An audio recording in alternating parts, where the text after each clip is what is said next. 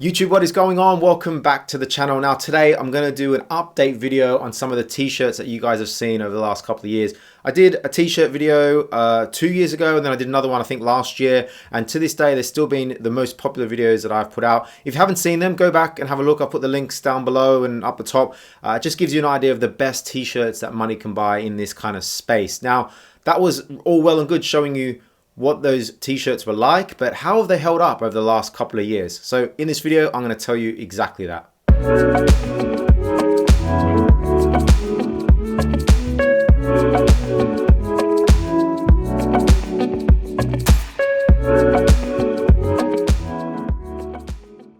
So first up is Tezomeya. Now you may remember I did a video on these guys last year. Now they're a really cool brand out of Japan where you order online, they hand dye the shirt with natural dyes for you when you order it, and then they send it out to you. I only have this color, which was like an orange color. I did have two others that I gave away in a competition.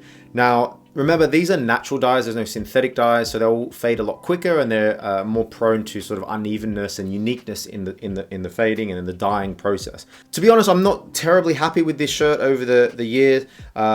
You know, straight off the bat after I started wearing it, after like one or two washes, the dye, and you can't really see it, I don't know, there, went really uneven, where in the center it has a really white patch, and the top as well, and then on the back you also have a really white patch. You'll see, I don't know if that comes out, but it's really uneven, and that happened straight away after about 2 or 3 washes, and it hasn't faded evenly since. So the shirt, I imagine, has faded since it was I first got it, but that differential in the colors has stayed. So I actually don't wear this shirt out and about, you know, town that often, just because I'm sort of self-conscious about the that kind of weirdness fading. So I actually wear this shirt around the house, and it sounds very expensive, but it is an expensive pajama. I wear this to bed quite a bit, and the reason why I wear this to bed quite a bit, and I said this in the first video, is it's probably the softest t-shirt I own, and that is still true. After you wear this 3 or 4 times, it is super soft. So I really enjoy wearing this around the house. It's super soft, super supple. It looks flimsy, and it is somewhat thin and flimsy, but that really hasn't bothered me over the year. The collar, although it looks, you know, very rippled there, the collar is actually really tight and is held, and it really always goes back to what it was before you washed it. So in terms of construction and durability, it's held up. But yeah, if you're one that is, you know, not sure you want to spend that money for you to get an uneven dyed t-shirt, then maybe steer clear of this one. It does have that kind of old worn look as well, close up, underhand, that feel, those bobbles and all that kind of stuff, just from the nature of the fabric. But all in all, it's a very comfortable soft t-shirt. Just, I don't know about the fading. Right, so next up is from 316. This is the 316 Heavy. Comes in a 2-pack. Don't get confused with the 316 Pima 2-pack. That's a really thin, stretchy kind of one. This is their thick t-shirt.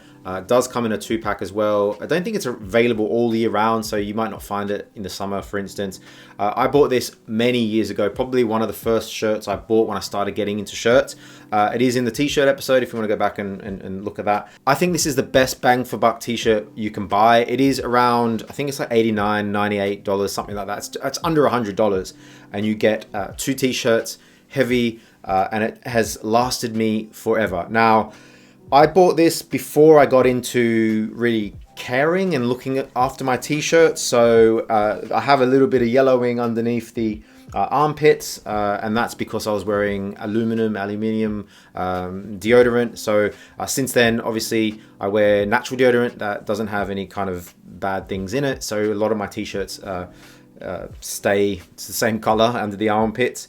I'll put some links in the description below. You can get that kind of stuff. The only other issue is, because I wear this so much as well, I've started to get a tiny little hole on one of the arms there, and that's to be expected. I really put this shirt through the ringer.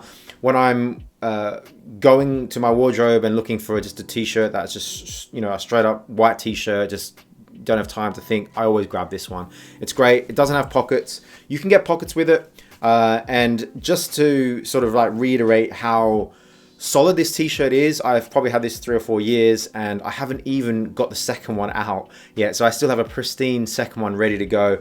I'm kind of like holding on to this as much as I can. The color has stayed white. The collar has stayed, you know, perfect. No problems with it whatsoever. So yeah, 316 heavy, 2-pack, can't go wrong. Definitely go grab yourself. They come in black as well. You can't go wrong with them. So next up is this graphic tee from Studio Dartisan. I think, really briefly feature this in my t-shirt episode. I didn't like it at first. I really didn't. Now, it is made in Japan, so it's put together in Japan, but it uses American milled cotton. And the way they've put it together on loop wheel machines is it feels really coarse. It is really coarse underhand, especially when it's washed or it's brand new. It's really stiff. So straight away, I thought this is not going to be a nice shirt. But as it's worn, faded over the years, and after you wear it 3 or 4 times, it is super soft, almost like the Tezomeya shirt. So I love wearing this shirt. The dye is over dyed in indigo. It's got discharge printing on the graphic tee. So what that is it's a kind of different levels of dye. So when it fades, you get a really light blue on the main section, and then the different kind of color on the graphic, and then there's a graphic on the back as well. I think I explained that well enough. But all in all, it's a really comfortable shirt. It's fading like a pair of jeans, and that's what I absolutely love about it. Now, you won't find this exact one anywhere. Basically, every year Studio Dartisan put out some kind of graphic tees. Not many places carry them. I know like Okayama Denim and a few other places do get them every year. They've got some kind of weird printing on the back and usually a little one on the front. So, but they're usually the same, American cotton and made in Japan, over dyed, etc., etc. This one is a large for me. If you do come across one, and they're usually relatively cheap, I think around $60 US. I think I paid for this. Pick it up, because even if you just wear it around the house, it's such a soft shirt to wear. To throw on. I really absolutely love it. It's held its shape as well, maybe down to the way it's been put together. The construction is really solid. The collar is solid, no holes in it whatsoever.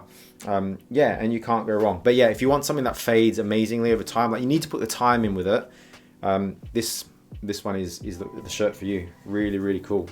So next up is the one from Warehouse & Co. This is the 4601 in off-white. Now, I love this shirt.